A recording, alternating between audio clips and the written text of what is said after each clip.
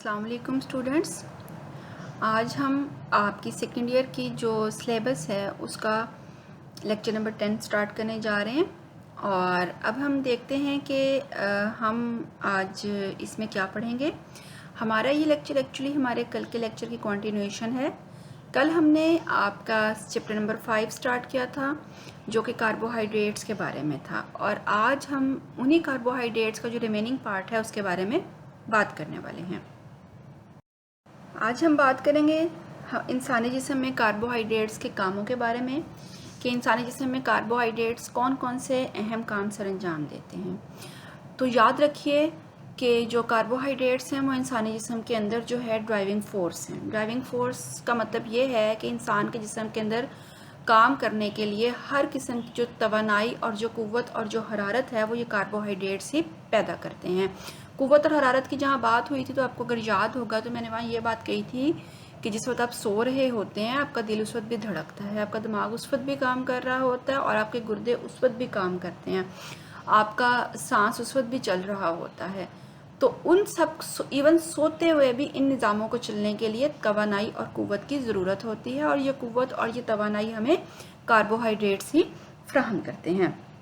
और दूसरी और इम्पॉर्टेंट बात क्या है कि जो कार्बोहाइड्रेट्स होते हैं ये हमारी बॉडी के अंदर नॉन एसेंशियल अमाइनो एसिड्स या गैर ज़रूरी अमाइनो एसिड्स पैदा करते हैं।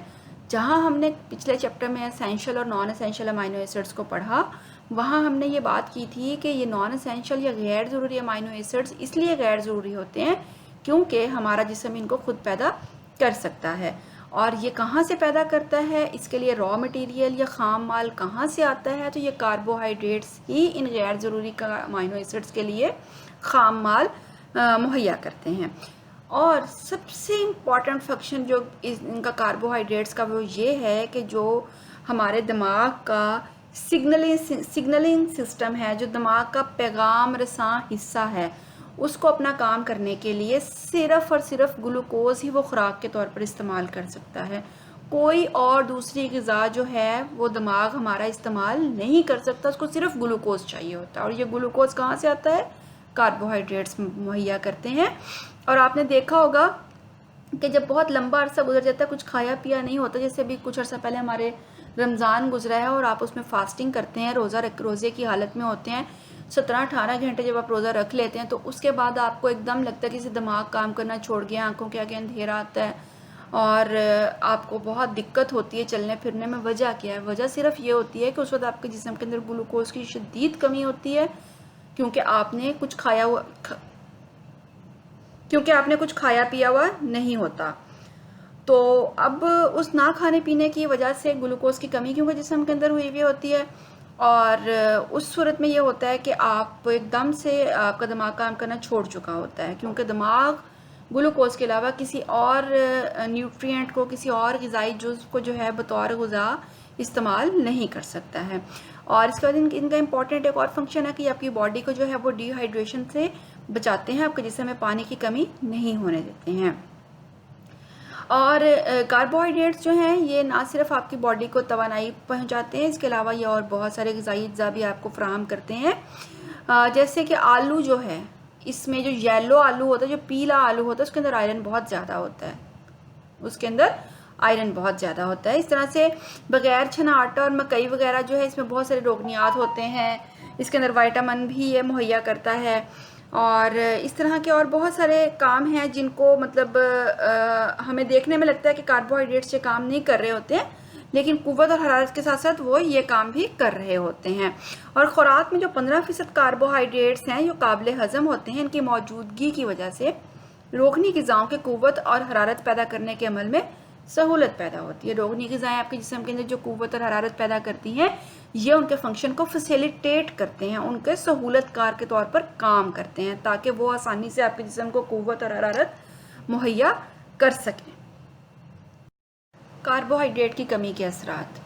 पहली बात तो यह है कि हमारी खुराक में कार्बोहाइड्रेट्स इतनी ज़्यादा बहुतात में, इतनी अबंडेंस में होते हैं कि हमारे जिस्म में इनकी कमी नहीं होने पाती है। लेकिन बिलफ़र्ज़ कि अगर कभी ऐसी सूरत हाल का सामना हो कि किसी वजह से आपके जिस्म में वाकई कार्बोहाइड्रेट्स की कमी पैदा हो जाए, तो उस सूरत हाल में जो आपके जिस्म को जो मुमकिन ख़तरात होते हैं वो कौन कौन से हो सकते हैं। सबसे पहला तो ये है कि इनकी कमी की वजह से आपके वज़न में कमी पैदा हो जाती है, कमी हो जाती है, आपका जिस्म जो है वो कमज़ोर और लागर होने लगता है।